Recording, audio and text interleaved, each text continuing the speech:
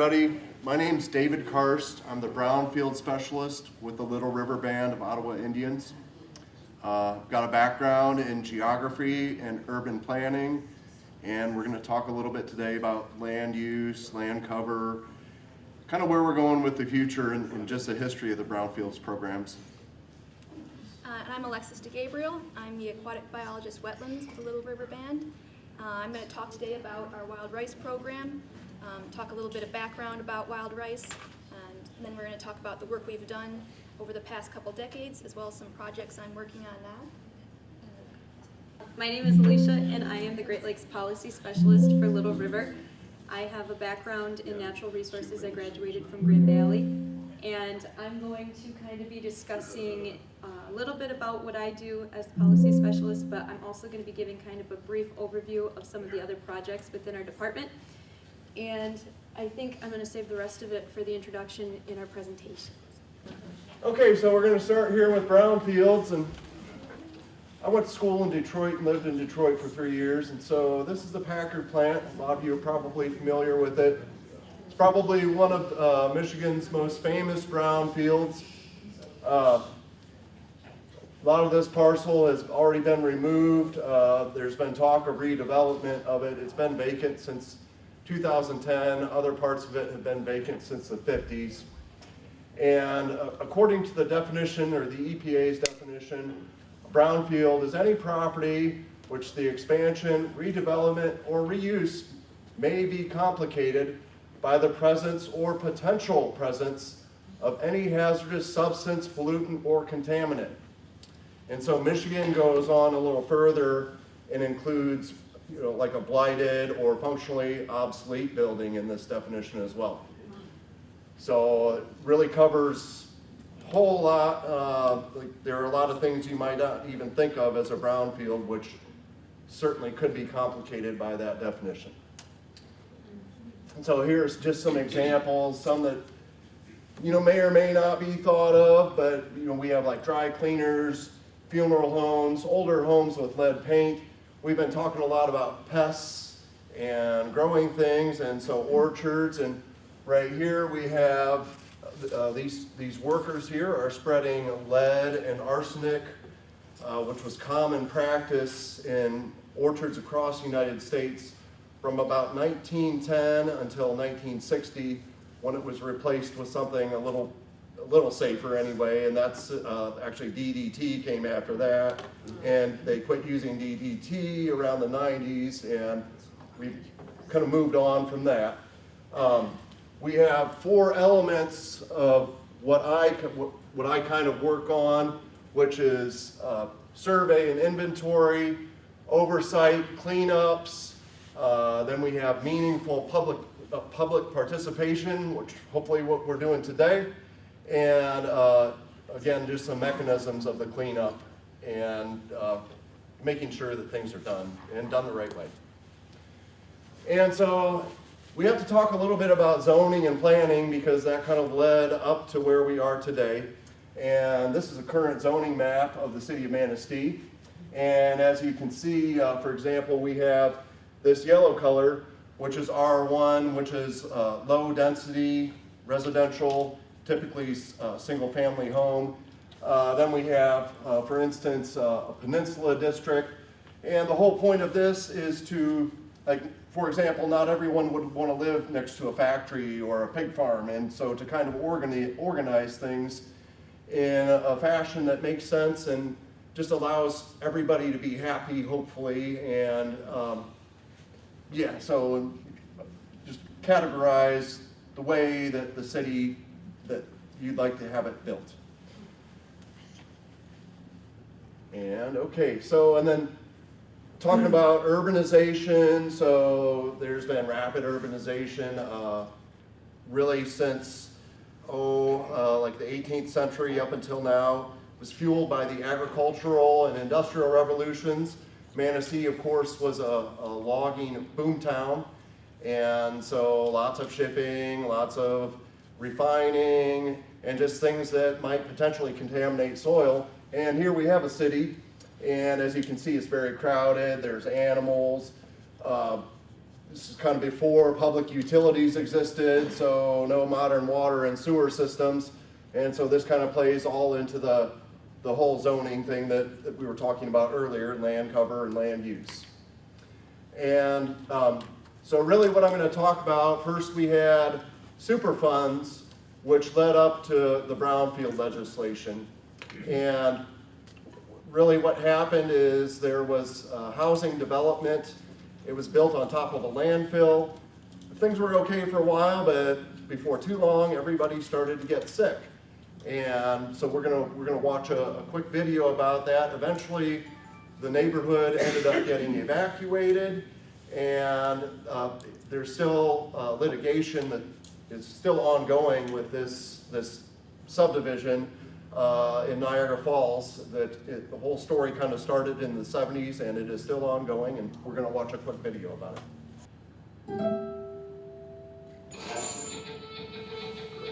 From 1947 until 1952, the Hooker Chemical Company used the Love Canal section of Niagara Falls as a dumping site for toxic waste. President Carter declared a state of emergency today in the Love Canal area of New York's Niagara Falls, where toxic chemicals were discovered oozing from the ground. That discovery in a Niagara Falls neighborhood triggered an environmental battle that played out on national television and became one of the most iconic in U.S. history. After the federal government finally evacuated hundreds of families, new laws were introduced to prevent future love canals. Occidental Chemical Company agreed to pay $129 million. My 3 kids were born with birth defects and my wife's had cancer. More than 3 decades later, what happened to residents exposed to these chemicals? And what happened to the place that came to symbolize the nightmare of toxic waste in America?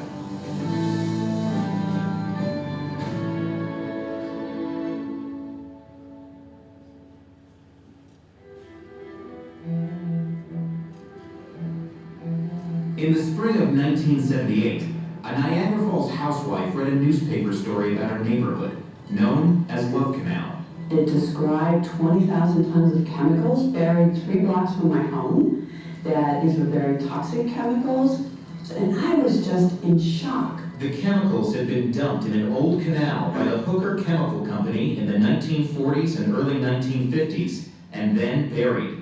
Now, they were leaking into some of the homes closest to the canal. For several years, chemicals have been seeping into the basements of a number of houses, including this one. The evidence is always there. There was a report that talked about the different chemicals getting into people's homes, getting into their gardens, their backyards.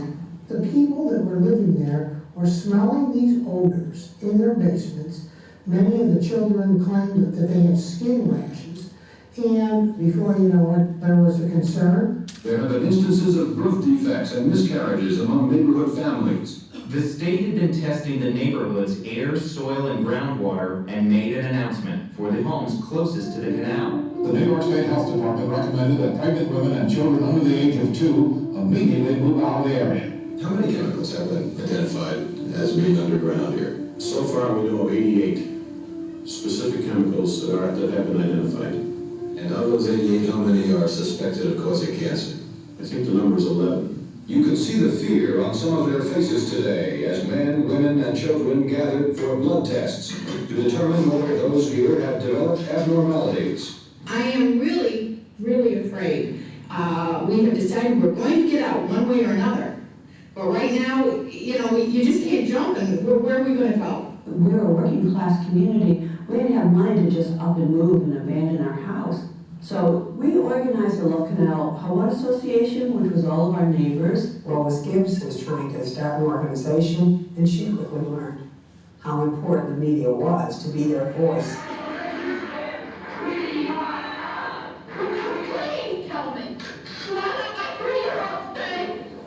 New York Governor Hugh Carey ordered the state to buy the first 2 rows of homes along the canal, and those residents moved out.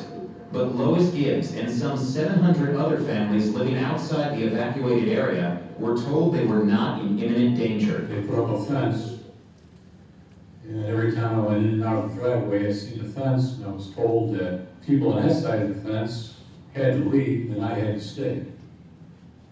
Which didn't make sense to me at all. Over the next 2 years, Some of the remaining homeowners continued to battle for relocation, saying living near the polluted canal was putting their family's health at risk. I lost a baby before it was even born. My next door neighbor had a stillborn. Her son is sick. Her son is sick. How many more kids have to be sick? Some of the protesters used provocative tactics, such as burning effigies of Jimmy Carter, his wife, and daughter. Today, the Environmental Protection Agency announced... But things changed in the spring of 1980. The EPA had conducted a preliminary study that indicated that residents may have increased chromosomal abnormalities. But before the agency could confirm the findings or inform the residents, the study was leaked. EPA was in a panic because they knew that this awful chromosome study was going to hit the newspapers. So they had an emergency team rush out to Niagara Falls to talk to these people. We found two particular characteristics in this study, which are ominous. Environmental Protection Agency had done some blood work on some residents, and they said they had an unusually high number of chromosome breakages and higher risk of cancer, birth defects, or genetic damage in our children. People gathered at the Love Canal homeowner's office, and they started shouting and screaming. So when the EPA officials came over, the residents were so angry that they decided that it was so safe to live at Love Canal, these two officials can live here, and they're not going to be evacuated until we get evacuated. The standoff lasted just 5 hours, but the point was made. President Carter was running for re-election. This was making headline news across the country. As a result of that sit-in and that protest and those hostage holders, the federal government agreed to evacuate everybody at Love Canal, buying their homes. So we were out. Residents of Love Canal celebrated today.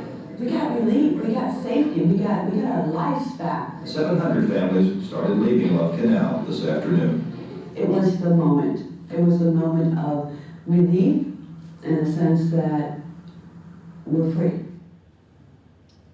Remember that we stood up here at Love Canal, ordinary, law-abiding people, and we weren't afraid. Following the evacuation, Gibbs became the public face of a movement to clean up toxic waste dumped by companies across the country. To deal with this pollution, Superfund legislation was enacted. Superfund was established, so if another Love Canal came on the horizon, there would be money there. You could go in, you could do the testing, you could do the cleanup, and then you could go after the responsible parties. While sometimes criticized as costly and bureaucratic, Superfund has led to the remediation of nearly 400 toxic sites. Love Canal was among the first addressed, but it took nearly 2 decades and cost more than $350 million. Because the landfill turned out to be too big, too toxic, and too expensive to move, it was capped in clay and surrounded by a drainage system. It was a black eye when it occurred in the late 70s, but the community came together and realized that the stigma from what took place was starting to diminish. So in '88, a decision was rendered that the area was suitable for rehabilitation. The city wants to put Love Canal behind it. It's given Niagara Falls a pretty bad name. We don't think we deserve it. Although the area around the old landfill was fenced off, homes in the surrounding neighborhood were refurbished and offered at below market price. Nearly all the homes found a buyer. I just read about Love Canal, up in Niagara Falls. I remember Love Canal. 15 years ago, they had to move everybody out because of toxic waste. Now they're selling homes there again. I wasn't aware that they're selling homes there. Don't you think we could pick up something kind of cheap? The repopulation was met with protests by activists, including Lois Gibbs, who said the area was still not safe. They never took any chemicals out. The 20,000 tons of chemicals still remain in the center of Love Canal. I think there's a legacy of doubt because people think that someday the landfill will leak. But we have monitoring wells around this site. So red flags would go up if there was a problem.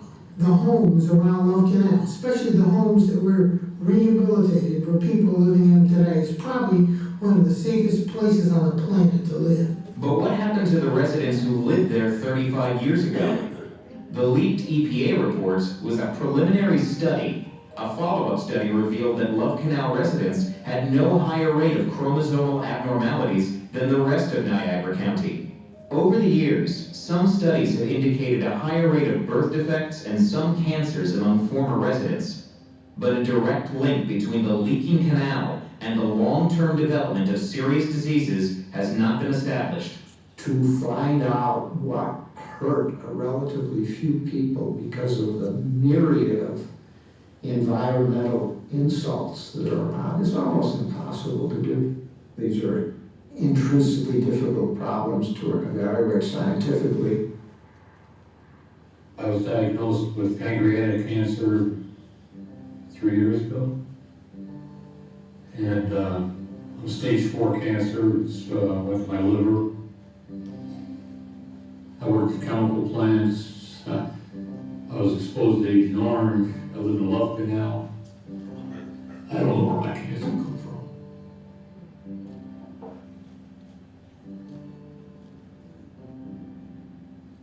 "35 years after Love Canal captured the national spotlight, the story has resurfaced. New concerns have emerged from the Love Canal era. In 2011, a city crew repairing a sewer line discovered a pocket of chemical waste less than half a mile from the landfill. State and EPA investigators said there was no danger. The waste was isolated, had not leaked from the landfill, and was believed to be left over from the original cleanup.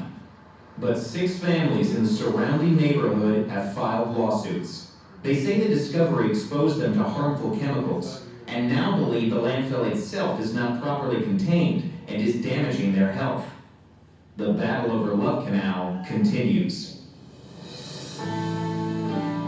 Yeah, so that's the basic beginning of the legislation that led up to brownfields and Superfund. Superfund came first and brownfields came after.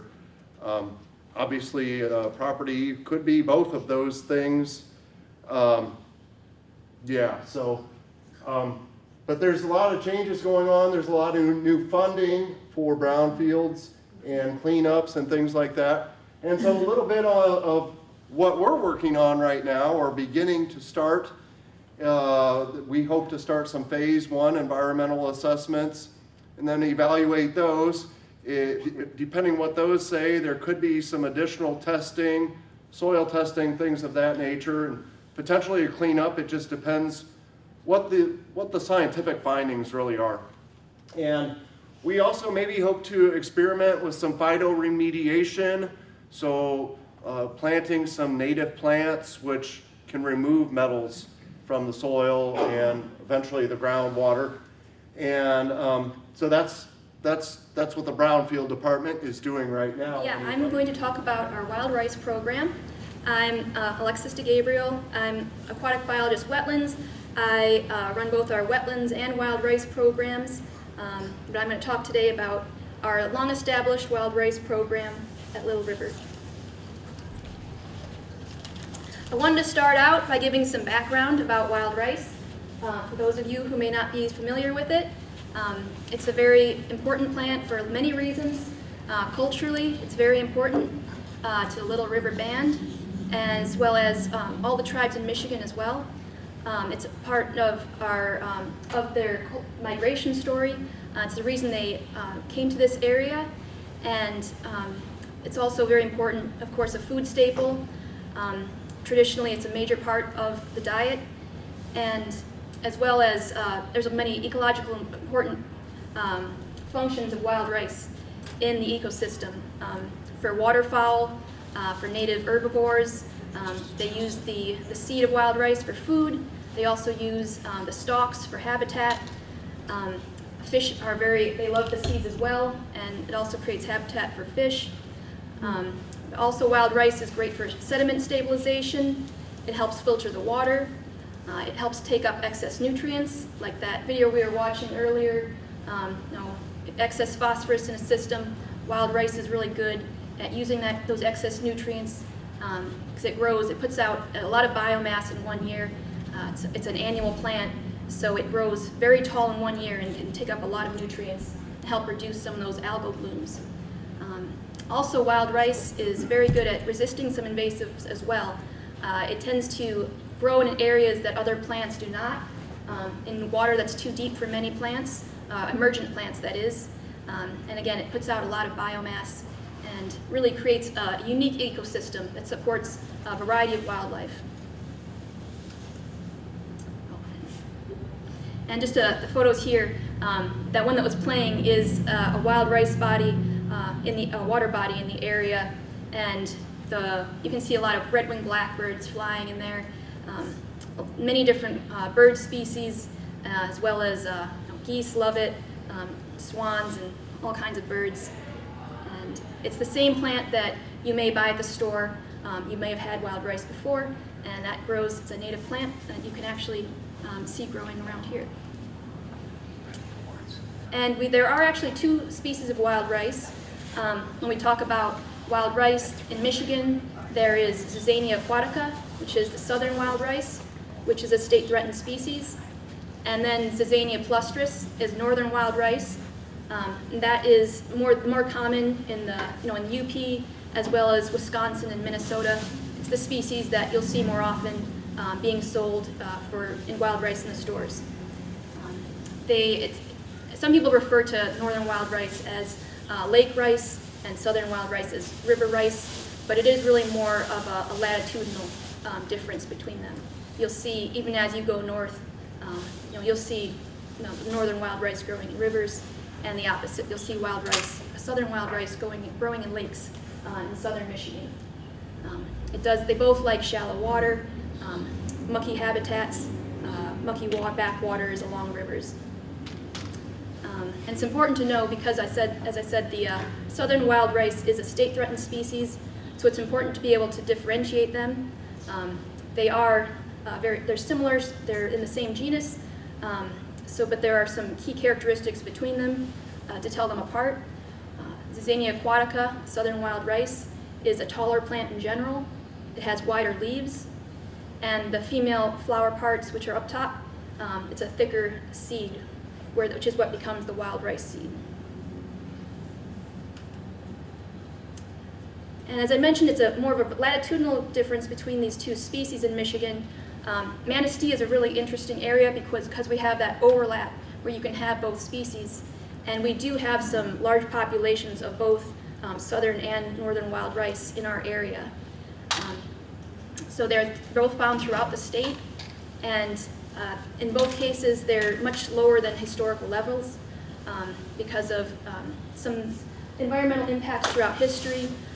Wild rice in Michigan is much less abundant than it once was, and southern wild rice in particular has been very impacted by some of these historical events. So that's the reason why the southern wild rice is a threatened species in Michigan. And that's because of different things such as logging, that during the logging area, a lot of wild rice habitat was impacted. A lot of those mucky river edges were destroyed during the logging process. Also dams that were constructed during that time, the changing of water levels, it changed the habitat and made it less hospitable to wild rice. And then also dredging is also, it destroys the seed bank and it changes that habitat. And also water quality degradation over the years has really impacted wild rice. It is susceptible to certain pollutants, and including sulfates in particular, and copper as well, have been found to impact wild rice and really impede its germination. So those are the historical reasons why wild rice is less abundant, but there are also modern stressors that are impacting it today as well. Recreation is a major factor. Wild rice is susceptible to being cut by motorboat propellers and wake boats that stir up the sediment and loosen the seed and loosen the plants. There's some images here. You have a wild rice stalk after a motorboat has cut up the stem and the leaves, and it holds on as best it can, and sometimes it'll even flower on some of those broken stalks, but it's not a very sustainable way, and over time its population will decline in that area. Also, just development in general is very detrimental to wild rice. There's a lot of shoreline hardening today and wetland loss, that has led to a decline in wild rice. And here's an image too where you can see this little quadrat, that plastic square, there's wild rice growing in there, but all those, the rip-rap rocks along the edge, there's no wild rice in that area, where normally it would be even better habitat for wild rice to grow. And then the dams that are still around in some areas, creating certain water levels that are not hospitable for wild rice. Wild rice actually, it can tolerate some deep water, but it does prefer shallower water. So in a lot of cases, dams artificially keep the water level too high for wild rice. Herbicides are also an impact. If there's invasive plants growing near wild rice and they're being treated with herbicides, that can also impact the wild rice, particularly if it's treated during certain stages of the life cycle, which we'll talk about in a few slides as well. A new problem that we're experiencing is the introduction of non-native genetic strains of wild rice. As there's more interest in wild rice restoration, people are planting it. They may purchase seed from a different state, and that seed may just not be suited for this area, or in some cases it's also genetically modified, and that's introducing new genes to the population here that may not necessarily be suited, and it's actually lowering the fitness of the wild rice population. Another impact we have is invasive plants and herbivores, such as the mute swans. They love wild rice. They are a major impact in areas where there's high mute swans. It's very difficult to restore wild rice while those populations are high. There are native herbivores, of course. This image here is most likely from a native herbivore, a muskrat, and normally there's natural herbivory because wild rice is very highly used by the native plants or native animals. But in this case, this is an area, because the population is already so small, that native herbivory can also push it over the edge if there's not that many plants to begin with. So as I mentioned, there's certain parts of the wild rice's life cycle where it's more vulnerable to these stressors. So the life cycle of wild rice is unique. It has a submergent stage. It becomes what we call floating leaf in the spring and early summer. And that's when you can see here, it's very difficult to tell apart from some other plants at this stage. And it's also very vulnerable to boat propellers, particularly during the floating leaf stage. And that's when, if you're not aware of wild rice in an area, you wouldn't notice it, and you could drive your boat through it, and you wouldn't even know, and it would get torn up though, and that would leave a trail where the wild rice won't grow later in the summer.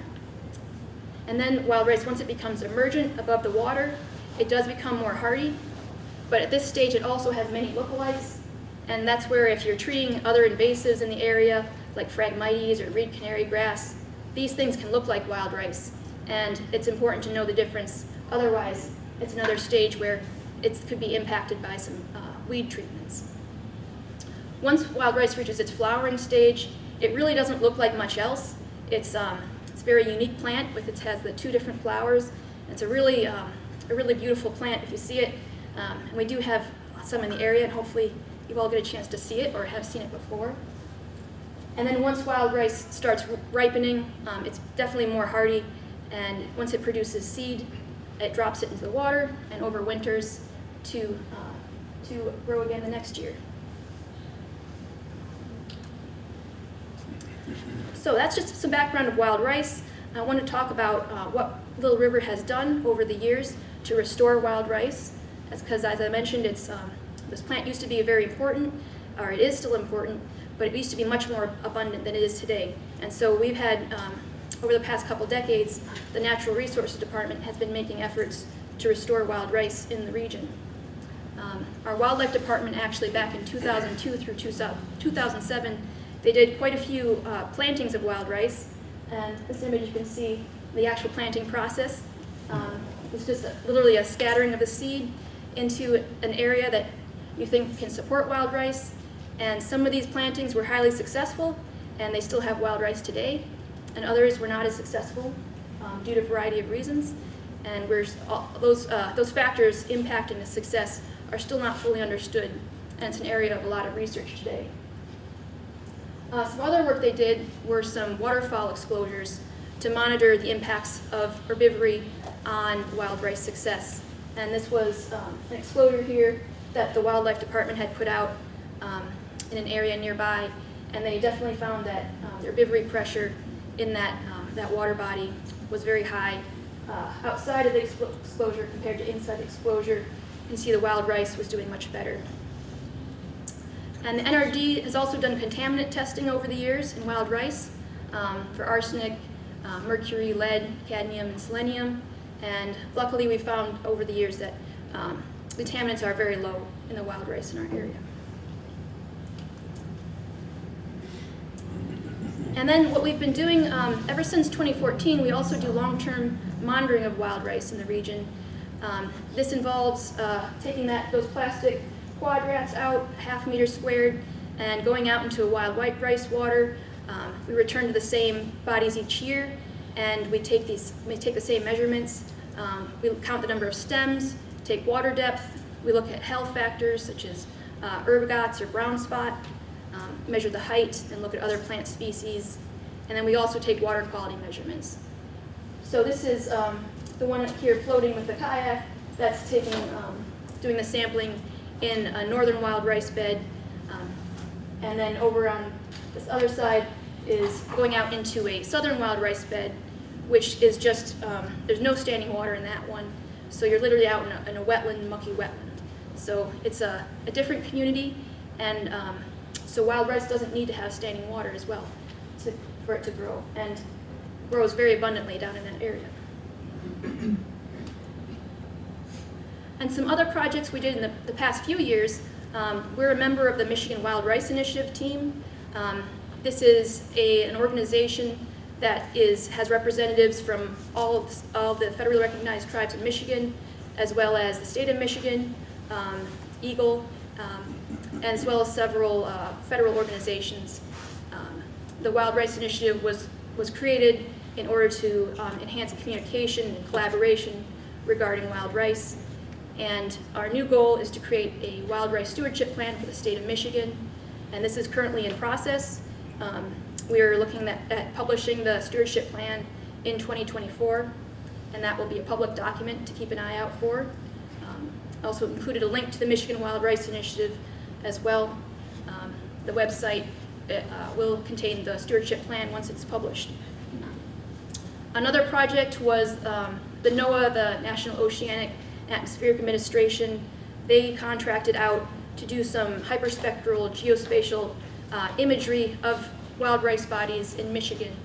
And in our area, that meant they flew along Manistee River, and they collected over 128 bands. And that data is publicly available. They flew the remote sensing they did in 2021, and it just became public, I think a month ago or so. So for anyone looking to use that data, I included the link as well. So we're also looking to start up several new different projects in 2023. We're looking at using a new technology called sedimentary ancient DNA, or SETA-DNA.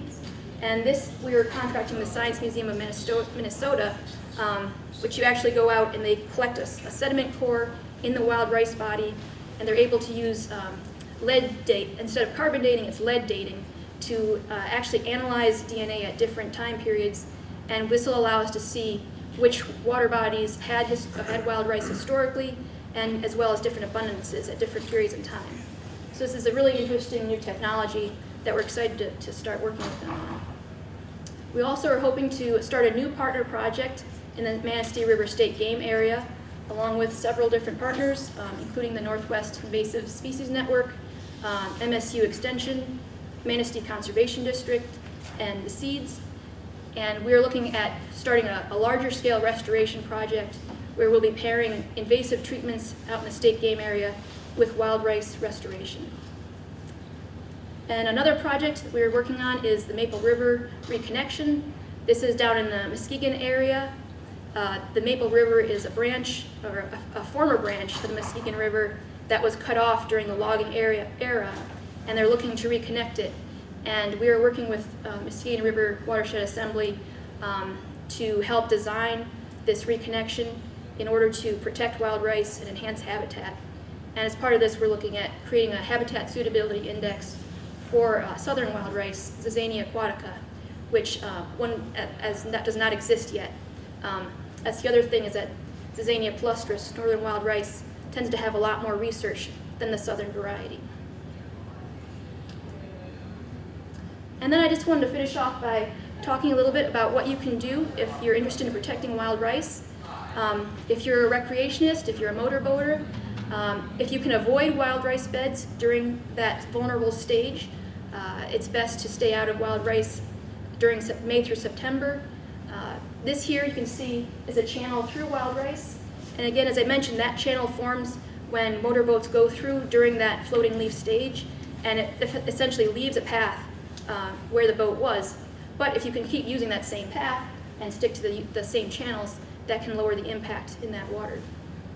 And if you're a canoe or a kayaker, that's a lower impact, and you can generally go safely within the wild rice bed if you exercise care, but it's still best to avoid entering the bed during the flowering periods in July and August, when you can knock off the flower and impact that pollination. And then if you're a riparian landowner, just knowing about wild rice and being aware of it and treating it not like a weed, or not like the way you would a plant growing around your dock. If you can notice spot wild rice and let it grow, that's very beneficial. And if you do need to treat weeds in the area, using buffers around wild rice, or timing your herbicide treatments so it's not during the floating leaf or submerged stages are a best management practice as well. And with that, I will pass it along to Alicia. My name is Alicia, and I'm the Great Lakes Policy Specialist for Little River. So I'm just going to do a brief overview of some of our other commonly known projects. However, they're not all of our projects. So you've seen LAMP a lot in this PowerPoint, but we haven't actually stated what it is. It's Lake-Wide Action and Management Plans. This is a binational agreement between the US and Canada. And Little River is a representative on both the Lake Huron and Lake Michigan Working Group. And what these are plans to assess and restore the ecosystem. It's looking at the health of not just the Great Lakes, but the connecting rivers.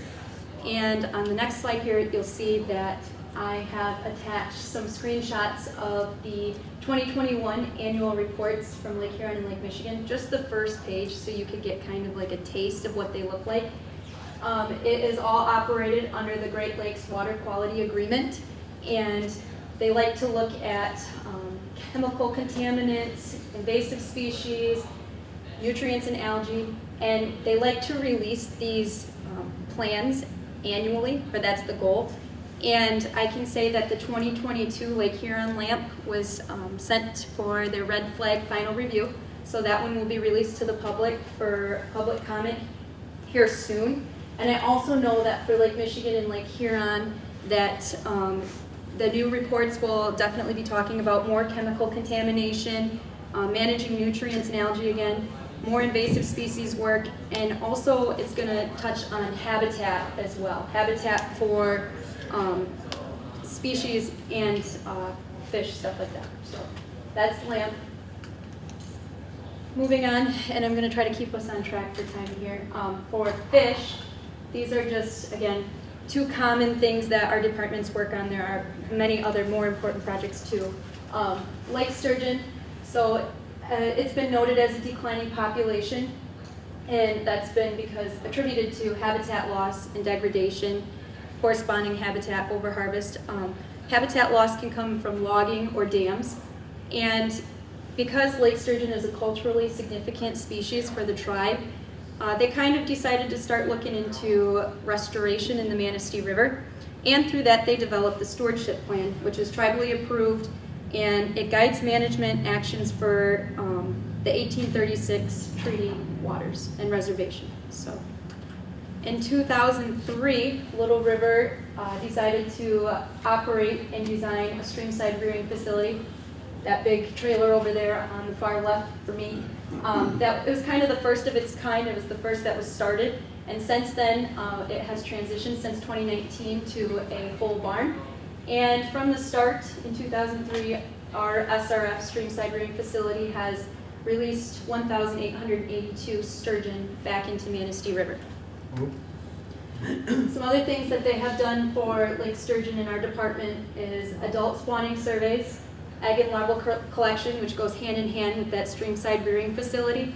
They've also done visual surveys. We have participated or actually founded Save Our Sturgeon surveys, which is where they will go out and collect the juvenile sturgeon before sea lamprey treatments because that can be harmful to them. And they also do some juvenile surveys as well. Another culturally significant species for Little River is Arctic grayling. Arctic grayling no longer exists in Michigan, and that is because it can be attributed to logging, overharvest, and competition with non-native trout. And Little River is actually a founding partner in the Arctic grayling initiative. There's over 45 agencies working on this project, and the end goal is to reintroduce or reestablish populations within the Manistee River. So what Little River has been up to is, this is stuff they're doing currently, they did in the past, and they'll do moving forward as well. They're identifying locations for potential reintroduction. They're looking for suitable habitat in the Manistee River. Biologists and partner agencies have surveyed over 45 sites in the watershed already. And they are looking at, again, habitat suitability, and they're also looking at fish community. You don't want too much competition with the little young grayling. On the map here, it's kind of hard to see the dots. I borrowed this from our other biologists, but this is specifically for Little River, and it'll be on the poster tomorrow, so you can look at it much better if it's not clear.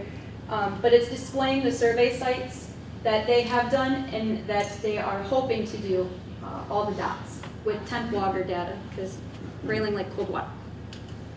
Another thing Little River has done and will continue to work on is evaluating the use of remote site incubators in Michigan streams. And this is something that was successful in Montana.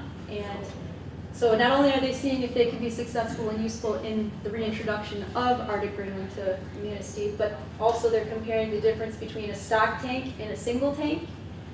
The stock tank is obviously larger and could potentially hatch more eggs with less effort, but is it going to be efficient in the long run? That's what they're trying to figure out.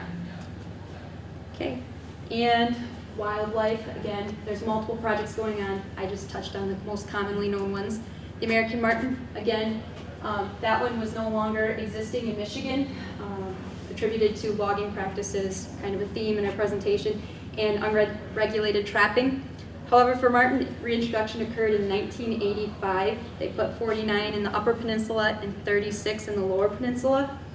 And basically, it has been less successful in the Lower Peninsula. And so Little River wanted to begin to research the population to kind of help better understand what's going on and enact better management practices as well.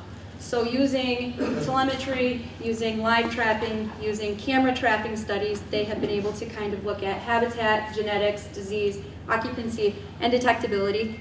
And a lot of that data has been collected and is going to be analyzed, and then something will probably roll out at some point, especially the camera trap study.